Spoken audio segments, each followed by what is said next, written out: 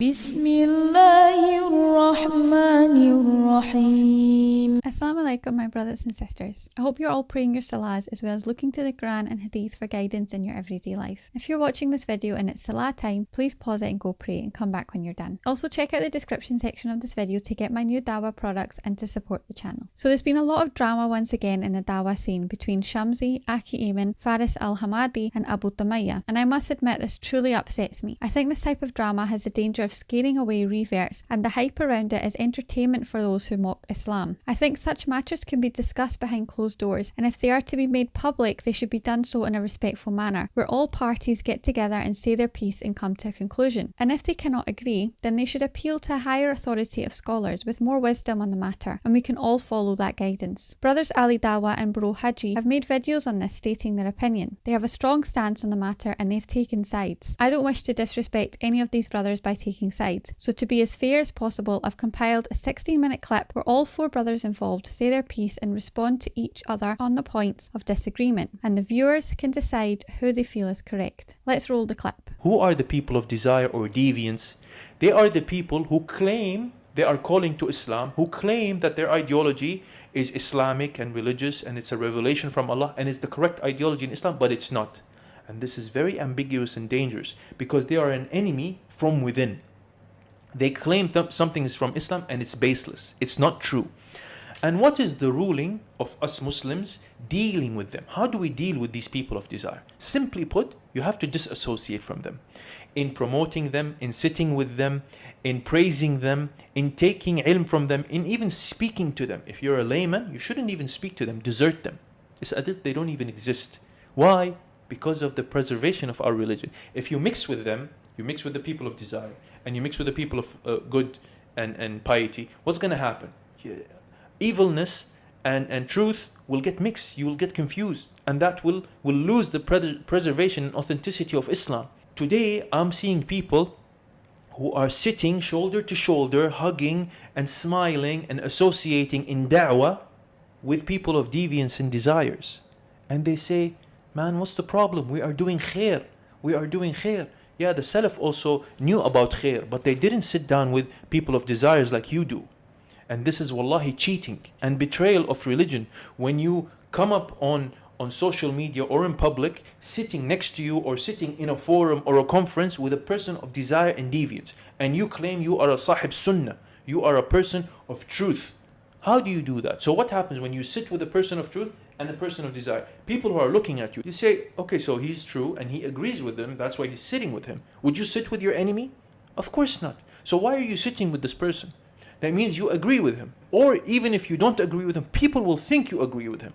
So people are going to get confused. They're going to take from you and they're going to take from him.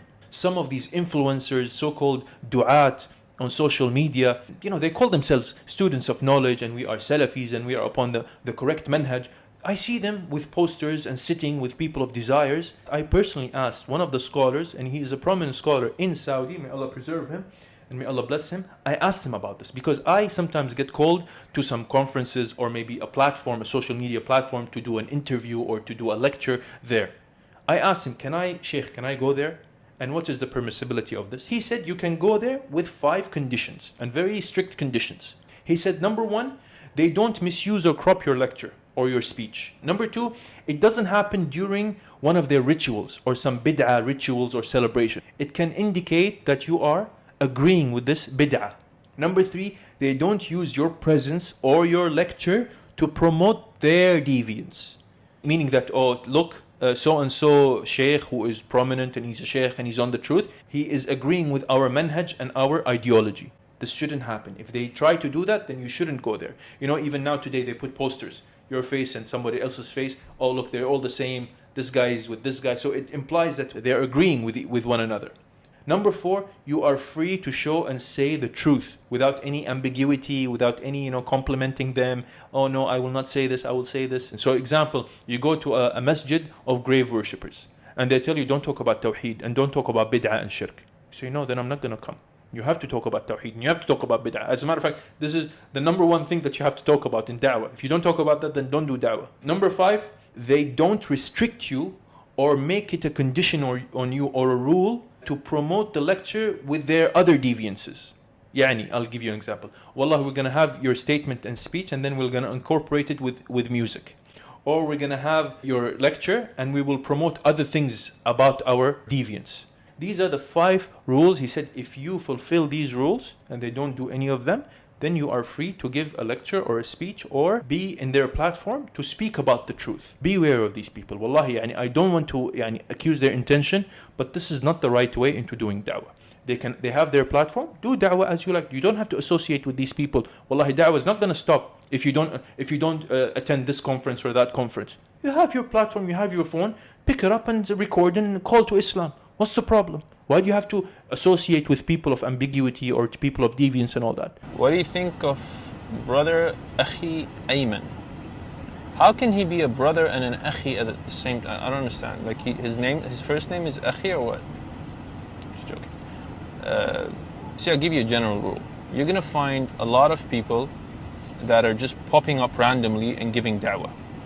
And this is very problematic, okay? It's very problematic because you need to do research. Not anybody and everybody who talks about religion he's legit and you can take a religion from him. Let's make it clear, I'm upon the Qur'an, the Sunnah, and upon the understanding of the companions and the Tabi'een. Do I call myself a certain sect? No. I'll give you a prime example, yeah? I went to Southampton a few days ago on the weekend. The brothers here with us. Akhi, 6 brothers, 6 guys that were Shias. They came to my talk, but they were scared to enter the masjid. And guess what the name of the masjid was, Akhi? Abu Bakr Masjid. So you think to yourself, my bro, if I allocate myself to a certain sect, yes, we follow the Salaf, but I'm not going to call myself Salafi because Salafi is upon action, Akhi, not lip service. You get me? Man can say, I'm this, I'm that, but your actions, your etiquette, your manners online goes completely against what you're preaching, bro, or what you claim to be. So why am I going to call myself, Akhi, I am Muslim? Do you think those Shia boys would ever enter a masjid by the name of Abu Bakr? I said to you, my fix up, come in with me, bro. They came to the masjid. So my talks, Akhi, I got non-Muslims coming to my talks. Yesterday I had a talk with Abu Taymiyyah. There was a boy by the name of Isaac, 16-year-old, bro. Took his shahada. Am I now going to label myself a certain sect where certain men are not comfortable by coming to me because of what they've heard certain sects are upon online, refutations, and bashing people left, right, and centre? And I'm not here to say, Ikhwani, we all need to sit together and you know, sing ringa roses. Nah, bro. I understand I got to keep away with certain sects because of their manhaj and their mindful and their mentality and mindset. Why don't you call yourself a Salafi? There's a reason. Shout out to Shamsi, yeah? Shamsi actually came and, you could say, Deen checked me. Akhi, there's a video that came to me, you said, you don't call yourself Salafi, da. I explained to him why. I said to him, Akhi, I got people that are Alawis, Yazidis, Shi'is, non-Muslims, Muslims, people that don't even pray 5 daily prayers. They come to my talks. I don't call to nothing apart from the Qur'an, the Sunnah, upon the understanding of the companions. He says to me, don't call yourself Salafi. He said, no, bro, my actions don't show that I'm Salafi. I'm still wrong in what I do. There's certain traits that I still have are far from the Salaf. So why am I going to disrespect the Salaf by calling myself a Salafi? Do you understand? But people crop their videos out, this and that. They attack me. And the Salaf, Shamsi, mashallah, came back, gave me a few books. He said to me, I understand now. And I appreciate that. So, you know, we had that conversation. We exchanged numbers. That was it. But you got people around him now that are doing a madness. And I know Shamsi don't have a problem with me because he's got my number, he would have advised me. And like I said to you, I take from anybody that brings me closer to Allah.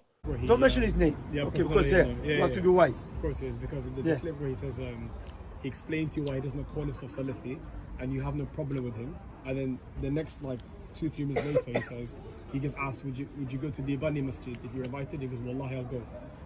So I have no problem. Brother, doesn't make any sense. Someone says, I'm not going to call myself Salafi, but I follow the Qur'an and the Sunnah and the Salaf. That's why he's Salafi. Yeah. It's like, I'm not going to call myself Muslim, but I follow the Qur'an and the Sunnah and I submit to Allah alone. Brother, what are you talking about? This Muslim. Yeah. I'm not going to call myself Jazairi, but my father was from Algeria and my grandfather Algeria, but I'm not going to call myself Jazairi. Yeah, you're drunk or something. You know, they say Shamsi is harsh, yeah? Shia will be receiving many messages. Say, Shamsi, after watching your videos, I become Salafi. I become Sunni. We don't have to water it down. I don't have to change the name of the mosque, Abu Bakr as-Siddiq, change it to Michael Jackson for Shia to come in. It's Abu Bakr as-Siddiq. You like it, you don't like it. You understand? That's our deen. We're not going to water it down for no one. You understand? You want to come to Masjid, marhaban. Abu Bakr as-Siddiq is the best Sahabi. To Shia, I'm going to change the name, what? To Michael Jackson?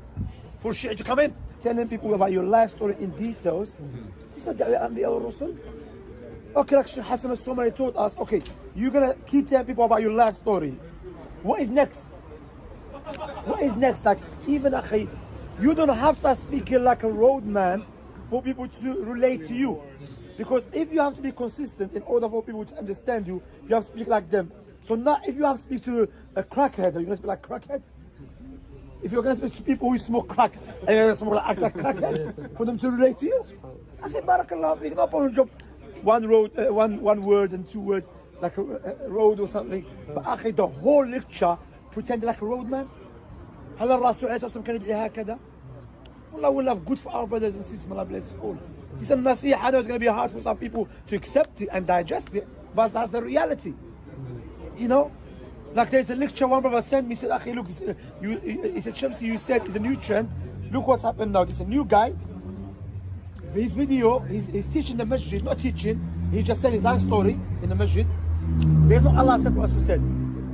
I was in prison, I got arrested, I done this, I done that. But then he said, yeah, home office or what? You know, home office like, Akhi, what is this?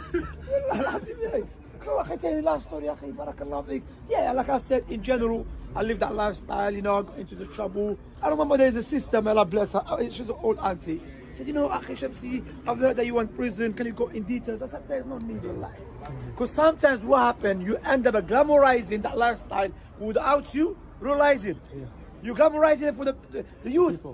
You know, like I said, you tell them, listen, I live that lifestyle, I go into trouble, stay away from it. But Qur'an, you know, remind people with the Qur'an, Akhi. Remind people with the Sunnah al-Mustafa alayhi salam. Okay, you do once, it's understandable. You want to just tell people a river story. But Akhi, for 2 years, 3 years, the same story. It's a new trend. And these brothers are not du'at. They're not teachers. And the problem is with them, they have to relax as well, they have to study. The problem is with this, we all give them platform. It's a masjid, Akhi. Sometimes you're thinking, I'm a listen to, you know, if you close your eyes, you think you listen to a rapper inside the studio. There's etiquette of the masjid, barakallahu feekum, ya Akhi. You know, it's too much, it's getting out of hand, man. You keep talking like a roadman in the masjid. How this generation you're teaching, how are you gonna raise them? They're gonna try to imitate you. Next minute you have Sheikh speaking like roadman. So everyone's gonna get stopped tomorrow, gonna start teaching. I go start there, so we wanna raise people upon Qur'an, the Sunnah, the way of the Salaf. And of course, the way of the Salaf is heavy. Why? Because it's Allah, the deen. And this is what Allah subhanahu wa ta'ala mentioned. So Salafiyya is deen of Allah subhanahu wa ta'ala. It's going to be heavy for people who are seeking fame. Because Salafiyya block you from seeking fame. If you want to seek fame, Salafiyya is not for you. Salafiyya is based upon a tazkiyah, meaning to purify yourself. We don't have to water down Salafiyya to please the awam. You understand, Akhi? Because he knows when he's going to come a Salafi, he knows what is Salafiyya. And read the books of the Salaf. Barakallahu feekum. Read the books of the Salaf to see who's from the Salaf, who is not. You know? And they say I go to every masjid. Okay. Firstly, you already told the people you're not a student of knowledge. And the scholars mentioned for someone to go to masajid of people of innovations, he has to have a knowledge. And he will clarify their mistakes. You understand? So why are you going there? To give a reminder to the youth? Is the way of the Salaf? I'm telling you, the way of the Salaf is very tough.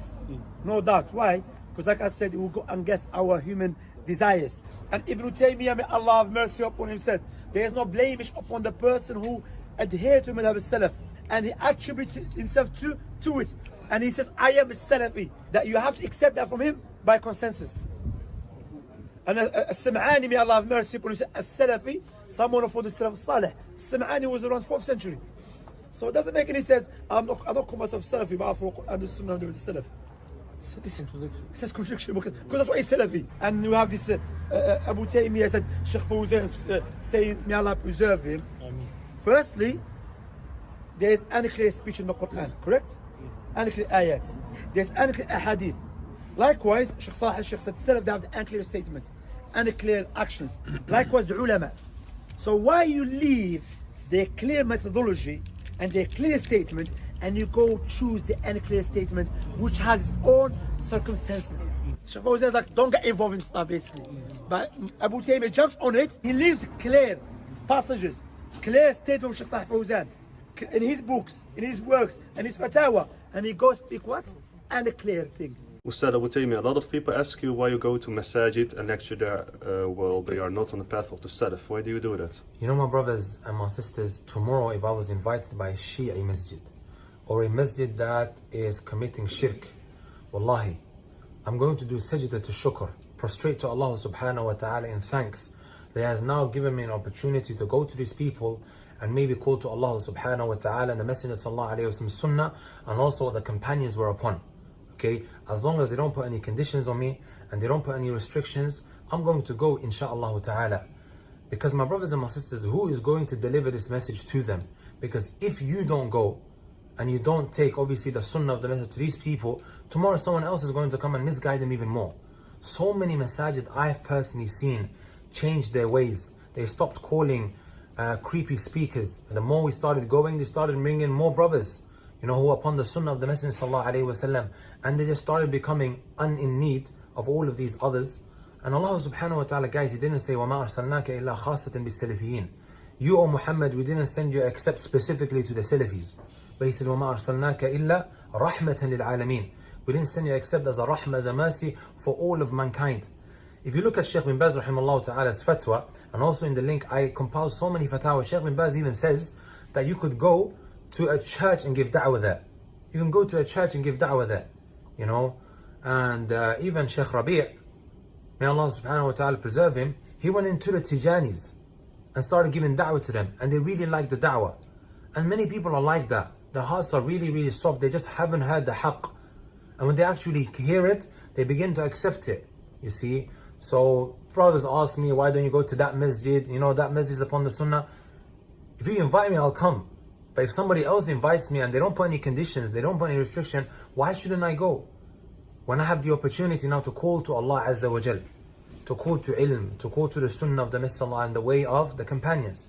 Naam, and Allah knows best. So from this extended 4-part clip, it is clear that all of them make sense in their own way, and it is a matter of interpretation on each side that seems to be the reason they are clashing. Faris Al Hammadi and Shamsi agree on the strictness of Salafi practices, and not to mix this with kufr. Akhi Ayman and Abu Taymiyyah acknowledge and agree with Salafi practices, but they feel what they are doing is not going against the deen, as they are bringing people to correct Islam and practice what is in the Qur'an and Sunnah. They say the dawah they are giving in these non-Salafi environments is without restriction, similar to what Faris Al Hammadi was saying as one of the conditions it can be done in his part of the clip. I feel all 4 brothers' intentions are good, however I feel Shamsi and Faris Al Hammadi were harsh with their comments at times. As Muslims, we should be respectful to each other, especially publicly. Akhi Ayman even said face to face him and Shamsi were civil to each other and exchanged numbers, so a call could have been made before indirect shots were fired and put online. There's still an opportunity for all these brothers to come together and respectfully discuss things. I think they appeal to different demographics of Muslims. Akhi Ayman and Abu Taymiyyah definitely are popular amongst the urban youth in the West because of their communication style and history, whereas Shamsi and Faris Al Hammadi appeal to an older audience in different parts of the world. There is room for all of them to give dawah in my humble opinion, and they can bring all types of people to Islam. However, taking shots at each other will probably do the opposite. I really hope that this can be resolved, or at the very least the dawah drama can stop, inshallah. Please like, comment, share, subscribe and turn on notifications, as I'll be posting new content daily. Jazakallah.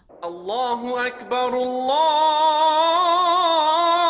Akbar, Allah.